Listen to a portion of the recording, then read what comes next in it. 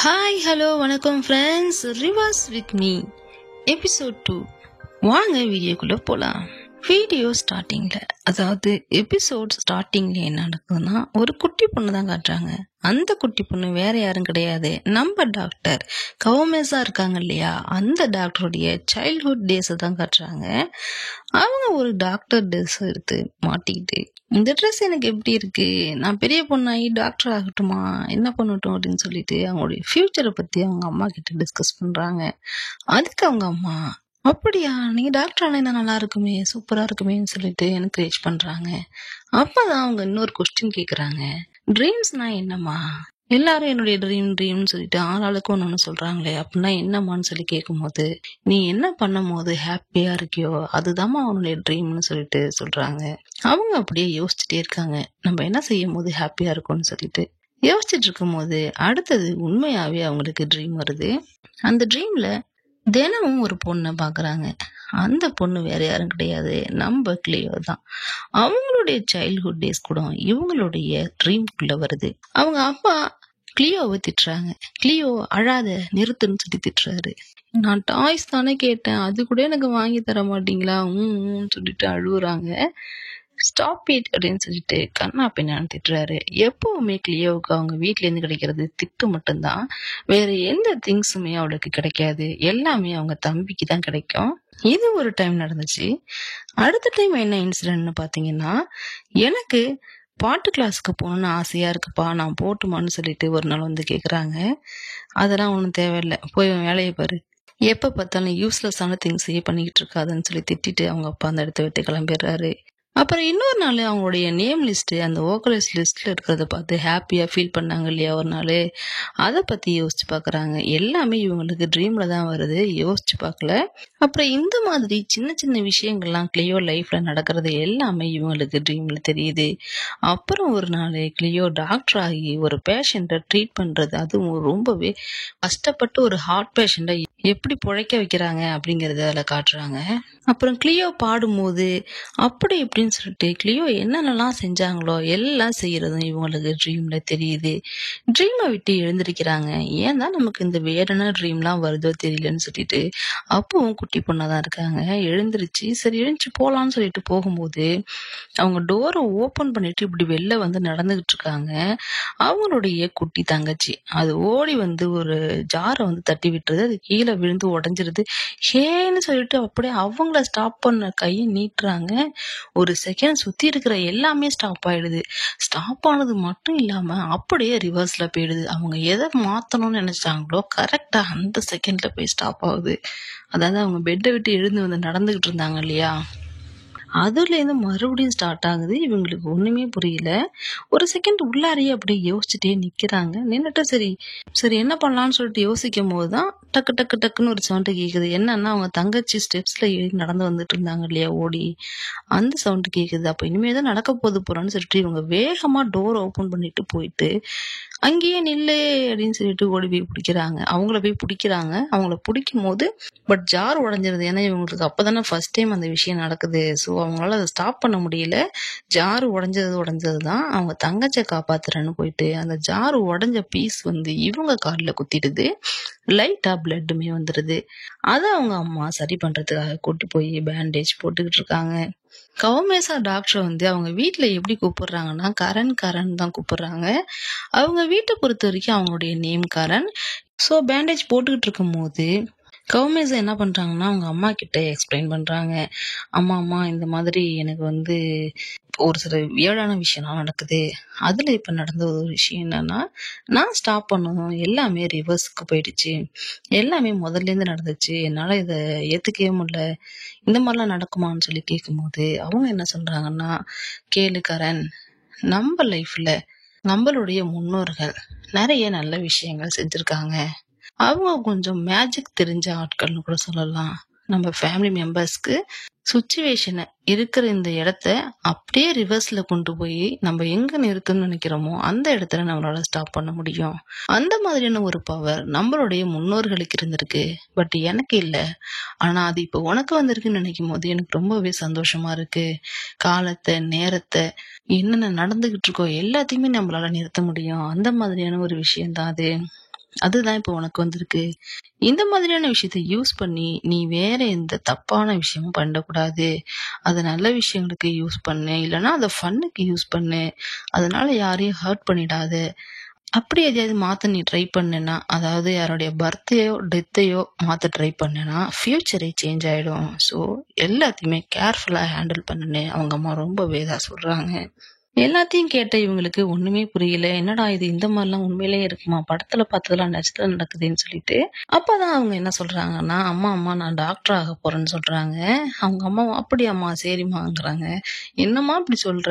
ஏன்னு கேளன்னு சொல்லி கேட்கும்போது, சரி சொல்லுன்னு கேக்குறாங்க. நான் எப்பவுமே என்னுடைய ட்ரீம்ல ஒரு பொண்ணை பாக்குறேன். அந்த பொண்ணு ஒரு டாக்டர். சோ நானும் டாக்டர் ஆகணும்னு நினைக்கிறேன்.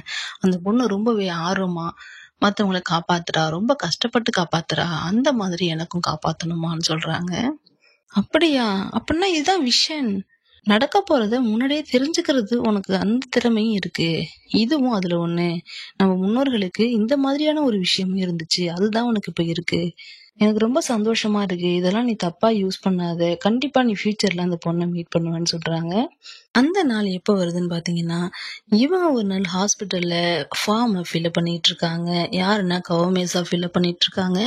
அப்ப ஒரு எமர்ஜென்சி கேஸ் சவுண்ட் கேக்குது. என்னன்னு சொல்லிட்டு கிட்ட அப்படியே போயிட்டே இருக்கும்போது தான் அவங்க ஒரு விஷயத்த நோட் பண்றாங்க. என்னன்னு பாத்தீங்கன்னா, கிளியோ தான் அது. கிளியோவை கையடிபட்டு கூட்டு வருவாங்க இல்லையா?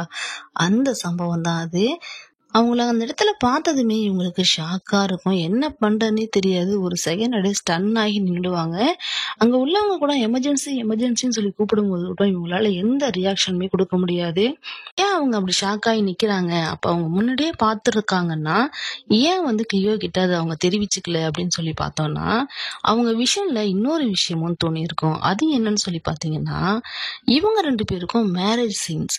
லவ் பண்ணி மேரேஜ் பண்ணிக்க போற அந்த டைம்ல யாரோ வந்து ஷூட் பண்ற மாதிரி, கிளியோவோ ஷூட் பண்ற மாதிரி ஒரு சீனை வந்து இவங்க விஷன்ல பாக்குறாங்க. ஸோ அதனாலதான் என்ன பண்றாங்கன்னா, இவங்க அவங்கள அவாய்ட் பண்ணியிருக்காங்க.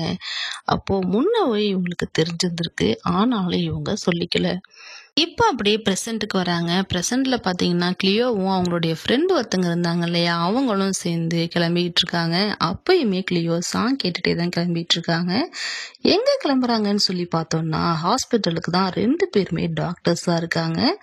இன்னைக்கு உன்னுடைய டியூட்டியை நான் பாக்குறேன், என்னுடைய டியூட்டியை நீ பாருன்னு சொல்லி அவங்க ஃப்ரெண்டு சொல்றாங்க. ஏன்னு சொல்லி கேட்கும்போது அவங்க ஃப்ரெண்டு என்ன சொல்றாங்கன்னா, இன்னைக்கு தீ வந்து அந்த இடத்துக்கு வரான். ஸோ அங்க நான் போறேன்னு சொல்றாங்க. தீங்கிறது ஒரு பையன். அந்த பையன் அங்க வரதுனால நான் அந்த இடத்துக்கு போறேன், நீ இங்க போன்னு சொல்லி அனுப்பிச்சு வைக்கிறாங்க. சரி ஏதோ பண்ணுன்னு சொல்லிட்டு லிஃப்ட் கிட்ட போறாங்க. அப்ப லிஃப்ட்டுக்குள்ள இருந்து வெளில ஒரு டாக்டர் வந்து கிராஸ் பண்ணி அப்படி போறாங்க. போகும்போது கிளியோவுக்கு என்ன தோணுதுன்னா, இது கவமேசா மாதிரி இருக்கேன்னு சொல்லிட்டு ஃப்ரெண்டு கிட்ட சொல்லும்போது, இல்ல அவங்க பேரு வேற ஏதோன்னு சொல்லிட்டு கரண்னு சொல்லி சொல்றாங்க. ஏன்னா வீட்ல வந்து கரண் தானே கூப்பிடுவாங்க. அது கிளியோவுக்கு தெரியாது. ஓ அப்படியா, நான் தான் தப்பா நினைச்சிட்டு போலான்னு சொல்லிட்டு லிஃப்ட்டுக்குள்ள போறாங்க. அப்பதான் அந்த தீங்கிற பையன் அந்த இடத்துக்கு வரான். வந்ததுமே 2 பேர்ட்டையும் நல்லா பேசுறான். இந்த கிளியோவுடைய ஃப்ரெண்டு வந்து ரொம்பவே வழிஞ்சுகிட்டு இருக்கு தீ கிட்ட. பேசிட்டு 2 பேரும் அவங்க ஒர்க்க பார்ப்போம்னு சொல்லிட்டு அவங்களும் தனித்தனியா பிரிஞ்சு போறாங்க. போகும்போது தான் ஒரு எமர்ஜென்சி கேஸ் வருது. சரி அந்த கேஸ் அட்டன் பண்ணலாம்னு சொல்லிட்டு கிளியோ போறாங்க. கிளியோ யாருன்னு பார்த்தா அந்த இடத்துக்கு ஜூனியரா வந்து சேர்ந்திருக்க பொண்ணு. சீனியர் டாக்டர் யாராவது கூப்பிடுங்கன்னு சொல்லி கூப்பிடும்போது அந்த இடத்துக்கு வரவங்க தான் கவமேசா வராங்க, கரண் வராங்க.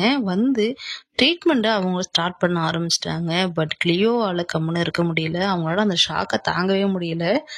இவங்க தான் அது அந்த கோட்டெல்லாம் பாக்குறாங்க. பார்த்துட்டு அப்படியே ஷாக்லயே பார்த்துக்கிட்டே இருக்காங்க. ஆனா கவமேசா தெரிஞ்ச மாதிரி எதையும் காமிச்சுக்கல. அவங்க ஷாக் ஆகுறாங்க. பட் தெரிஞ்ச மாதிரி எதையும் பேசிக்கவும் இல்ல, காமிச்சுக்கவும் இல்ல. அப்படியே இருக்காங்க. சரி வெளில போய் கூப்பிடுறாங்க. கூப்பிட்டதும் சரி போய் பேசலாம்னு சொல்லிட்டு போகும்போதுதான் கவமேசா கூப்பிட்டு வச்சு பயங்கரமா திட்டுறாங்க. அங்க எமர்ஜென்சி கேஸ் அட்டன் பண்ணிட்டு இருக்கோம். நீ என்ன என்னையே பார்த்துக்கிட்டு இருக்க? என்ன நினைச்சுக்கிட்டு இருக்க? இது என்ன வேற ஏதாவது வேலைன்னு நினைச்சியா? இப்ப பண்ணலன்னா அப்புறம் பண்ணலாங்கிறதுக்கு உயிரோட போராடிக்கிட்டு இருக்கோம். அப்ப போய் நீ சைலண்டா நின்னுட்டு இருக்க அவங்கள காப்பாத்தாமன்னு சொல்லி கவமேசா பயங்கரமா திட்டிடுறாங்க. இவங்களுக்கு நடக்கிறது எல்லாமே ஷாக்காவே இருக்கு. அவங்க அங்க என்னென்னமோ நடக்குது, பேசிக்கிட்டாங்க அதுக்கப்புறம். பட் அதெல்லாம் இவங்க நோட் பண்ணாம கிளியோ என்ன பண்றாங்கன்னா, அந்த பாஸ்டையே யோசிச்சு பார்த்துட்டு இருக்காங்க. நம்ம பார்த்தா உண்மைதானா? நம்ம பார்த்தது எல்லாமே ட்ரீமா? உண்மையா? என்னதான் நடக்குது இங்க? இவங்க ஏன் நம்மள தெரியாத மாரி காமிச்சுக்கிறாங்க? அப்படி இப்படின்னு சொல்லிட்டு அவங்க மனசுக்குள்ள 1008 கேள்விகள் ஓடிக்கிட்டே இருக்கு. மறுநாள் ஹாஸ்பிட்டலுக்குள்ள வராங்க. உள்ள வரும்போது பாத்தீங்கன்னா, ஒரு கைதிய அந்த இடத்துக்கு கூப்ட்டு வராங்க.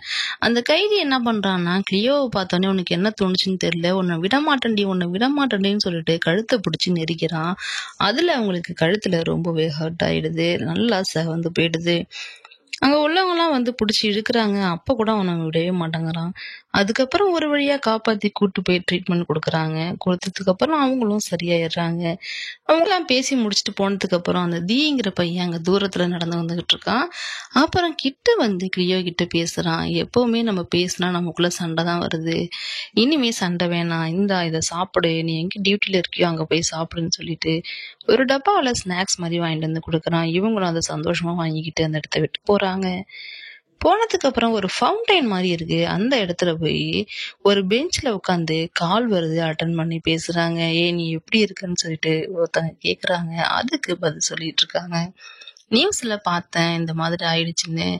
பார்த்து பத்திரமா இருக்கிறது இல்லையா? ஏம்மா இப்படி இருக்கன்னு?" சொல்லிட்டு அந்த கால் வருது. அந்த கால்ல என்ன சொல்றாங்கன்னா, "மழையா இருக்கு பார்த்து போன்னு" சொல்லிட்டு சொல்றாங்க. சொன்னதுக்கு அப்புறம் மறுபடியும் ஒரு டெக்ஸ்ட் வருது. யாருகிட்டேருந்துன்னா, அவங்க அம்மாகிட்டேருந்து. "உன்னுடைய ரூம வந்து உன் தம்பிக்கு குடுத்துட்டோம். ஏன் குடுத்தோம்னா, அவன் அப்பதான் நல்லா சொஃபஸ்டிகேட்டடா இருப்பான். அவனுக்கு கன்வீனியன்ட்டா இருக்கும். அதனால அவனுக்கு குடுத்துட்டோம்னு" சொன்னது இவங்க கண்லேருந்து தண்ணி வருது. ஏன்னா எல்லாமே தம்பிக்குன்னு தம்பிகிட்டயே குடுக்கறதுனால அவங்களுக்கு ரொம்பவே கஷ்டமா இருக்கு. அப்ப சின்ன வயசுல நடந்த இன்சிடென்ட்ஸ் எல்லாம் யோசிச்சு பாக்குறாங்க. ஒரு டிராயிங் பேட் வாங்கி வச்சிருந்தா கூட அத அவன் தம்பி புடுங்கிப்பான். வீட்ல உள்ளவங்கலாம் விட்டு குடுன்னு சொல்லுவாங்க. வேற ஏதாவது திங்ஸ் வச்சிருந்தாலும் விட்டு குடுன்னு சின்ன வயசுலேருந்து இவங்க விட்டு குடுத்துக்கிட்டே இருப்பாங்க. அத பத்தி யோசிச்சு பாக்குறாங்க. டக்குன்னு ரெயின் வரும். அந்த மழை துளி அவங்க மேல விழுந்து கூட இருக்காது. அப்படியே ஃப்ரீஸ் ஆயி அப்படியே தண்ணி நிக்கிறத அப்படியே காட்டுவாங்க. அப்படியே ஃப்ரீஸ் ஆயி நிக்கும். அந்த செகண்ட் அந்த கௌமேசா டாக்டர் வந்து டக்குன்னு கொடைய விரிச்சு அவங்களுக்கு நீட்டுவாங்க. அவங்க மேலயும் இவங்க மேலயும் தண்ணி படாம பாத்துப்பாங்க. எப்படி இந்த இடத்துல மழை வருது, நான் இங்க உட்கார்ந்துருக்கேன்னு தெரியும்னு இவங்க மனசுக்குள்ள யோசிச்சுக்கிட்டே இருப்பாங்க. அப்படியே இந்த எபிசோட முடிச்சிடுறாங்க. கைஸ், நெக்ஸ்ட் எபிசோட்ல மறுபடியும் மீட் பண்ணலாம். தேங்க்யூ.